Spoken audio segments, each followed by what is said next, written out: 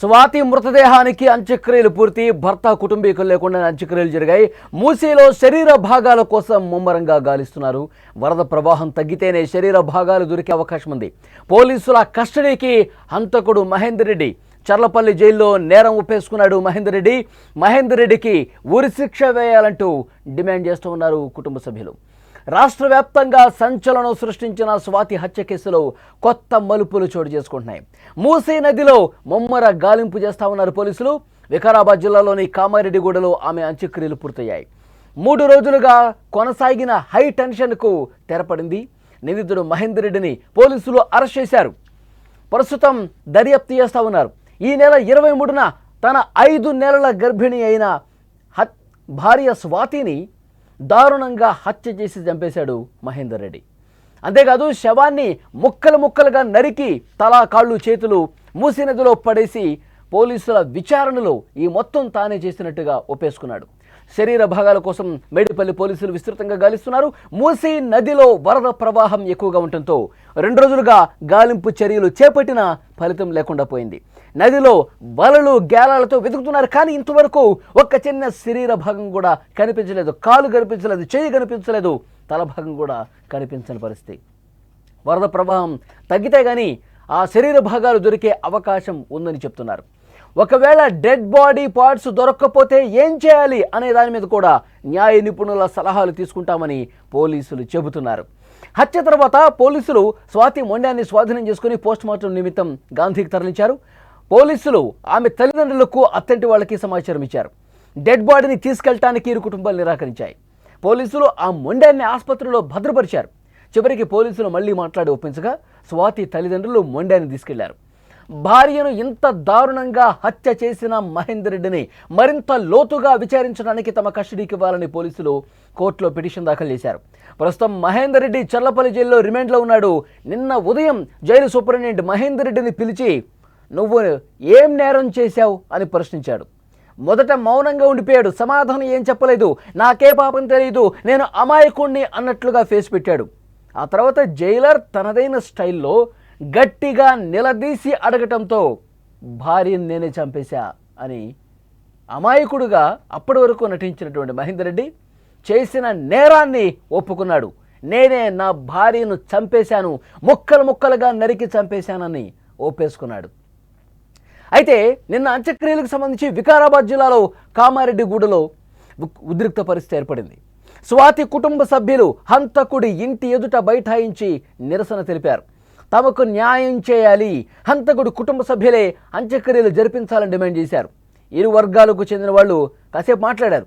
చివరికి స్వాతి కుటుంబ సభ్యులే అంత్యక్రియలు చేసుకుంటామని చెప్పడంతో ఆ వివాదం సద్దుమణిగింది. భారీ పోలీసు బందోబస్తు మధ్య ఎలాంటి గొడవ లేకుండా స్వాతి అంత్యక్రియలు పూర్తయ్యాయి. అయితే ఈ కేసుకు సంబంధించి ఇంకా ఏం మాట్లాడుకుంటున్నారనేది కూడా పెద్ద చర్చకు దారితీసింది. ఈ అంత్యక్రియలకు మహేంద్ర కుటుంబ సభ్యులు లేకుండానే ముగిశాయి. స్వాతి అంత్యక్రియల తర్వాత మృతురాలి సోదరి శ్వేత మీడియాతో మాట్లాడారు. హంతకుడి నుంచి తమ కుటుంబానికి ప్రాణహాని ఉందని కన్నీరు పెట్టుకున్నారు. తన అక్కను చంపేసినట్టే మహేందర్ రెడ్డి తమ అమ్మా నాన్నను కూడా చంపేస్తాడు, వాడి నుంచి ప్రాణహాని ఉంది అంటూ ఆందోళనగా చెప్పింది. మహేందర్ రెడ్డికి ఉరిశిక్ష వేయాలంటూ డిమాండ్ చేసిన పరిస్థితి ఉంది. ఇంకా ఆ కుటుంబ సభ్యులు చెప్తానే ఉన్నారు. స్వాతి సోదరి శ్వేత కూడా మాట్లాడుతూ ఉంది. చాలా స్పష్టంగా చెప్తా ఉన్నారు. మహేందర్ రెడ్డి వ్యవహార శైలికి సంబంధించి ఎప్పుడైతే మహేందర్ రెడ్డిని పెళ్లి చేసుకుందో అప్పటి నుంచి కూడా మా అక్క అసలు మనశ్శాంతి లేదు, గొడవలు జరుగుతూనే ఉన్నాయి. 2-3 సందర్భాల్లో ఇంట్లో ఉన్న ఇరు కుటుంబాలకు కూడా సర్ది చెప్పినప్పుడు కూడా మహేందర్ రెడ్డి తన ప్రవర్తన మార్చుకోలేదు. తన భార్య స్వాతిని అడ్డు తొలగించుకోవాలనే పథకం ప్రకారం ఈ పని చేశాడు.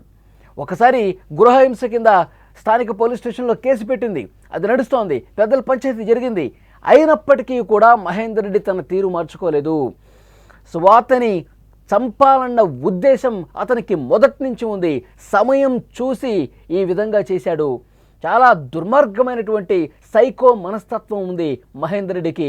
ఆ మహేందర్ రెడ్డి వల్ల తమ కుటుంబం మొత్తానికి హాని ఉంది. అతన్ని వెంటనే శిక్షించాలి, అతనికి ఉరిశిక్ష వేయటమే కరెక్ట్ అని చెప్పి కుటుంబ సభ్యులందరూ మాట్లాడుతున్నారు. అంటే గర్భవతి అని కూడా చూడకుండా, 5 నెలల గర్భవతి భార్య అని కూడా చూడకుండా దారుణంగా ముక్కలు చేసి ముందు చంపేసి ఆ తర్వాత ముక్కలు ముక్కలుగా నరికి నల్లటి కవర్లో ప్యాక్ చేసి 3 దఫాలుగా మూసీ నదిలో పడేశాడంటే ఎంత దారుణం. ఆ విజువల్స్లో కూడా చూస్తుంటే రాత్రి సమయంలో అతను నల్లటి బ్యాగ్ పట్టుకొని మూసీలో వేయటానికే వెళ్తున్న ఆ దృశ్యాలు చూస్తూ ఉన్నాం. సో పోలీసులు ఇవన్నీ కూడా బయటపెట్టారు.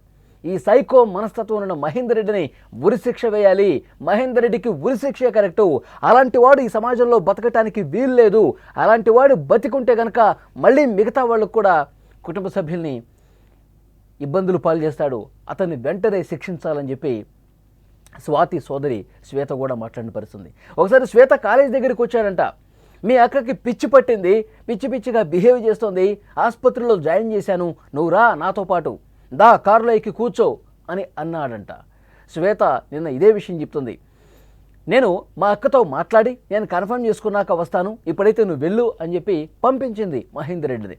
అక్కకు ఫోన్ చేసి అడిగింది, కానీ ఎందుకు వెళ్ళాడో మహేందర్ రెడ్డి నాకు కూడా తెలియదని చెప్పి అక్క చెప్పింది. ఇంత దారుణంగా నేను ఆ రోజు కారు ఎక్కుంటే నన్ను కూడా ఏదో చేసేవాడు ఆ దుర్మార్గుడు అంటూ కన్నీళ్లు పెట్టుకుంటోంది స్వాతి సోదరి శ్వేత. ఇలాంటి దారుణమైనటువంటి వ్యవహారం ఒక సైకో మనస్తత్వంలాగా మహేందర్ రెడ్డి బిహేవ్ చేసినటువంటి పరిస్థితుంది. కాబట్టి వెంటనే అతడి మీద చర్యలు తీసుకోవాలి. అతడికి ఉరిశిక్షే కరెక్టు. సంవత్సరాలు జైల్లో పెట్టడం కాదు, దున్నపోతులాగా మేపటం కాదు, అతను ఏదో రోజు మళ్ళీ బయటకు వచ్చేస్తాడు, అట్లా చేయకూడదు. వాడిని జైల్లోనే పెట్టి ఉరిశిక్ష వేయాలి. వాడు చచ్చిపోయాడు అంటేనే అప్పుడు మా కుటుంబాలకు మనశ్శాంతి అంటూ శ్వేత కూడా మాట్లాడిన పరిస్థితుంది. సో డెఫినెట్గా ఇంకా ఇన్వెస్టిగేట్ జరుగుతోంది. నదిలో గాలింపు చేస్తూ ఉన్నారు. స్వాతి మృతదేహానికి సంబంధించిన శరీర భాగాలు ఏవైతే ఉన్నాయో వాటి కోసం గాలింపు చేస్తూ ఉన్నారు, వలలు పెడతా ఉన్నారు. వరద ఉధృతి ఉండటం వల్ల అవి దొరకటం లేదు. కొంత ఉధృతి తగ్గిన తర్వాత ఆ శరీర భాగాలు కోసం సెర్చ్ జరుగుతోంది. ఆ శరీర భాగాలు దొరికిన వెంటనే ఆ కుటుంబ సభ్యులకు అప్పగించే పరిస్థితి ఉంది. సో మొత్తానికైతే మహేందర్ రెడ్డి లాంటి ఒక నీచుడికి సంబంధించిన వ్యవహారం ఎప్పుడైతే వెలుగులోకి వచ్చిందో 2 తెలుగు రాష్ట్రాల్లో కూడా తీవ్ర సంచలనంగా ఈ కేసు మారింది.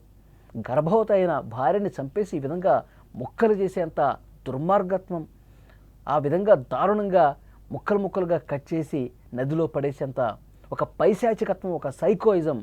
మహేందర్ రెడ్డి మామూలు వ్యక్తి కాదు, అతడి మైండ్ సెట్ చాలా దారుణంగా ఉంది. అతను అసలు బయటకు రావద్దు జీవితాంతం అంటూ మాట్లాడుతున్నటువంటి పరిస్థితి ఉంది.